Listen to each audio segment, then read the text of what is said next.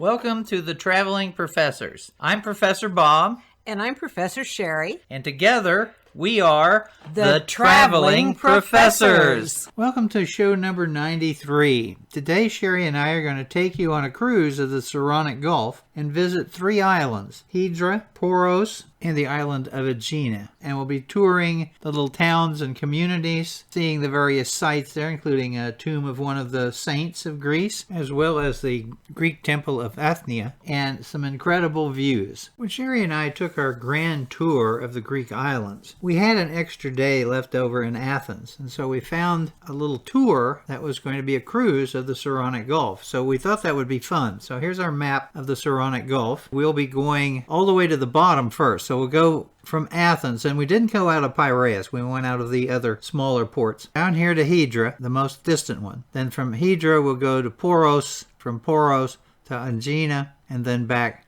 to Athens again. Now we got on our bus, so it's going to take us down to the port. And here's our cruise ship. This is actually a little disturbing because it appeared that it was really overcrowded. But it was a beautiful day, and it turned out to be just fine. But one of the things that Sherry noticed is looking across the harbor where we were berthed is the Naval Museum of Greece. And you see one of the warships, but that's not what caught my eye. It's the brown thing in the water. That is the Olympia. That is an exact replica of a trireme that would have been used at the Battle of Salamis. And this was built years ago, and it used to be at the University of Athens. You had a course on Greek history. It included shipping, and the people would take the class and they would row the ship. So they did all kinds of testing. So here's an example of the ship at sea with its sails, a nice flag, and everybody rowing. Now on a trireme, if you notice, you're looking and see the people. It is mostly of 300, there's 300 people on the ship, and only 30 of them are Marines and deck crew. The rest of it are all oarsmen. The other thing that is unique about the Athenian fleet at the Battle of Salamis is they were oared by citizens, the lowest ranking citizens in Athens, the Thetes, whereas most ships were crewed and oared by slaves. Now this is somewhat open-sided, so here's a shot of it looking at from the side. So you have 3 rows where you have the different oars. There's all sorts of different practicing and things that you can do, but you can see how open this is. Now eventually they will close this off a little bit in warfare in ancient times, because otherwise it's too easy for enemy bowmen to pick off your oarsmen. Now if you went on the inside of the ship, this is what you would see. The 3 different levels. You sat at 3 different levels moving your oars. Now, in some larger ships that are built during the Hellenistic age, you would have all 3 people pulling on one gigantic oar. And so you can see that there's somebody who's on the bottom, the next level, and then up above. And the lesser people are usually on the bottom. The most important rowers are a little bit up on the top. And so they would go out and practice doing different speeds and everything else. So it was really excellent. And here's a view of the front end of the trireme coming at you. And on the front, you'll see these little bump outs up on the top deck. That's where the Marines would be. If you come and land on the ship and swing on it, in many cases, the deck isn't solid all the way across. It has rows where you can go, but it's possible to swing onto the ship and fall down into the oarsmen, which could be trouble for you. And so they have the battering ram on the front.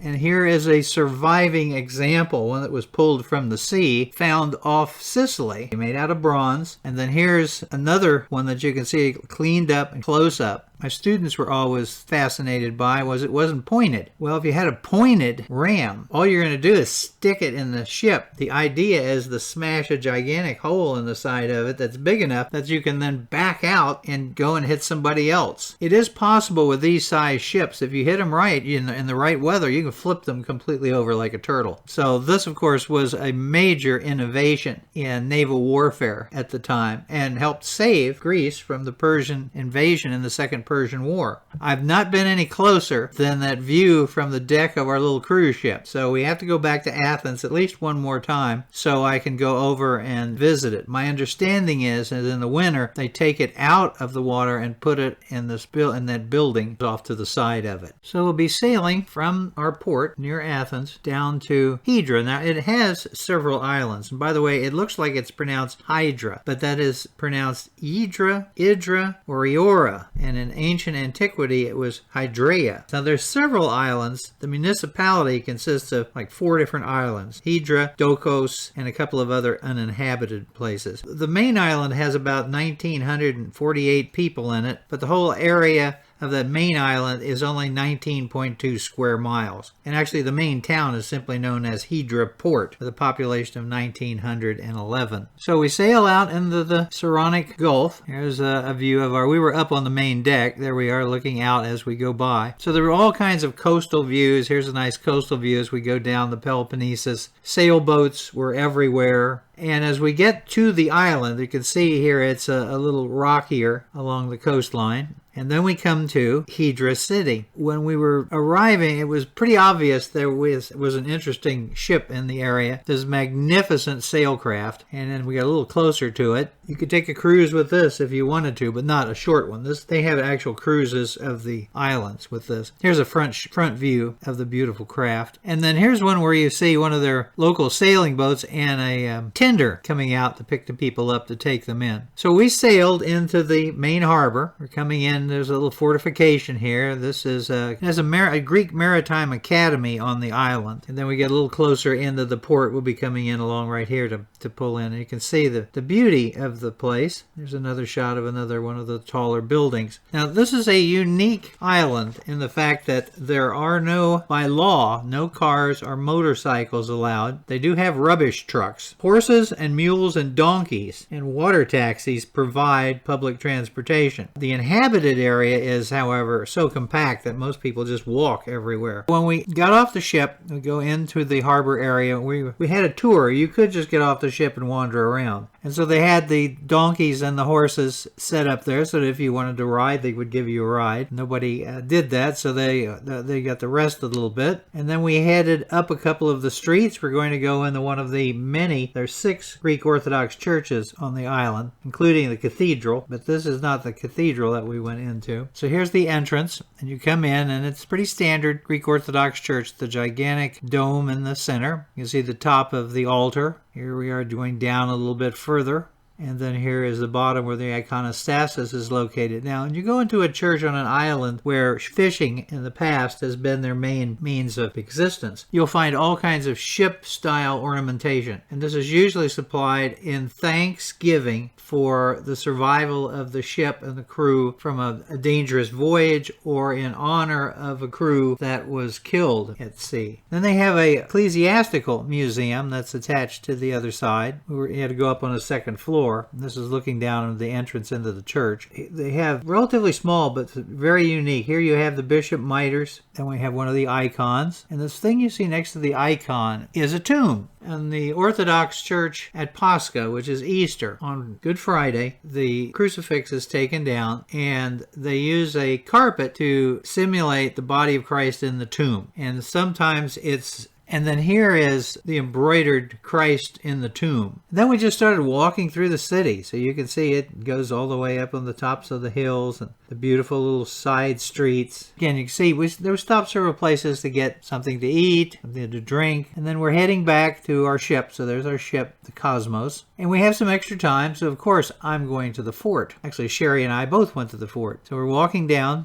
climb up the steps to the top. And then you can see the defensive positions of the cannons. And of course, I took a picture from every cannon position, but one that controls the main harbor. But you can see you get a nice view of the main harbor from up here. One of the wealthy families on the island donated, it was a rich sea captain, Lazaros Kotourotis. When he died, he left his entire fortune to the Greek government to fight the War of Independence. So at any rate, we have our little tour of Hydra, and now we're going to head off to Poros. Now, Poros is about 31 nautical miles south of Piraeus, and it's away from the Peloponnesus by about 200 meters. And there's actually a pair of islands in that the two islands, Saphria, the southern part, which is of volcanic origin, where today's city is located, and Calabria, which is the north and the largest part of it. These two islands are connected by a bridge over a narrow strait, but they also have ferries that run back and forth through here. And the city itself is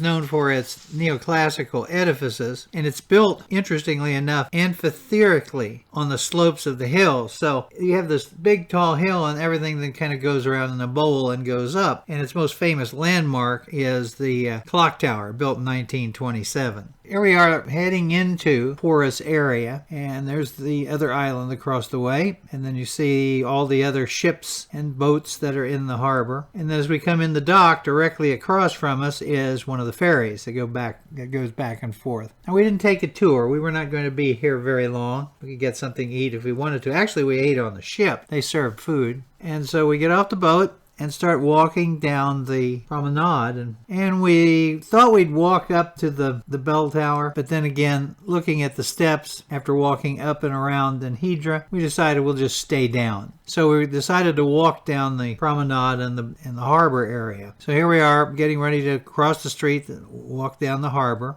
There's an interesting sailboat that was tied up. And then here's Sherry as we walked a little bit further. There really wasn't that much to see except some of the buildings on the opposite side. So here looking across, you can see the bell tower up on top. And when we got to the end, there were a few shops, but there really wasn't very much there. There was a square that we went to. So after we turned around, we went down to the main square where they have a monument. And again, you can see the bell tower everywhere. And then after getting a nice drink, we got back on the ship. And now it's time to head to the island of Aegina. Our last island is the island of Aegina. It is about 34 square miles. 2/3 of the island is volcanic and barren. What's left of the volcano, Mount Poros, is in the south. It's about 531 meters high.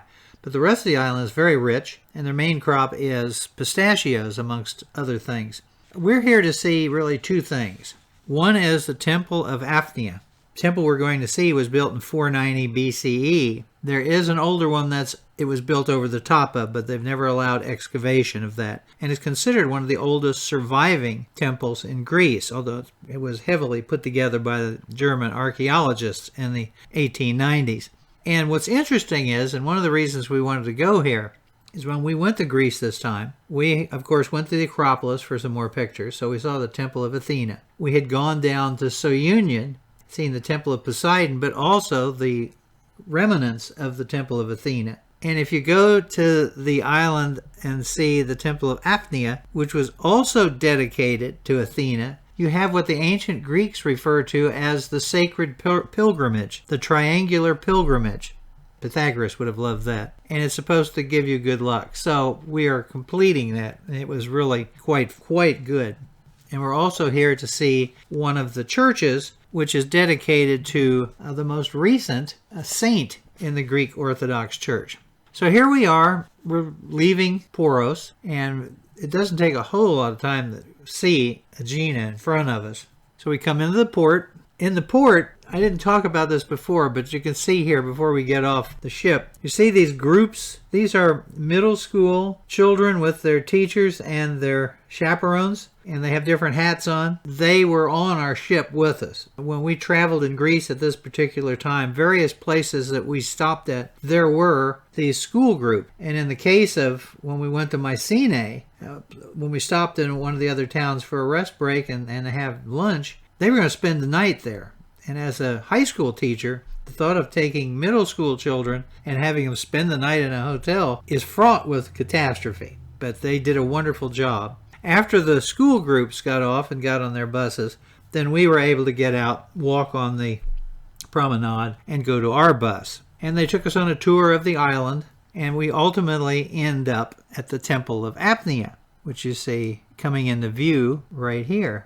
Now, this was a little frustrating because I guess we were running a little late and they decided to speed everything up. So as I took this picture, our guide said, from this point, we're only going to be here for about 20 minutes. Now, I'll tell you what, that's not what I was interested in doing, but we didn't have much choice. So Sherry and I did our usual thing. We will separate and go around the temple to get as many pictures as we possibly can.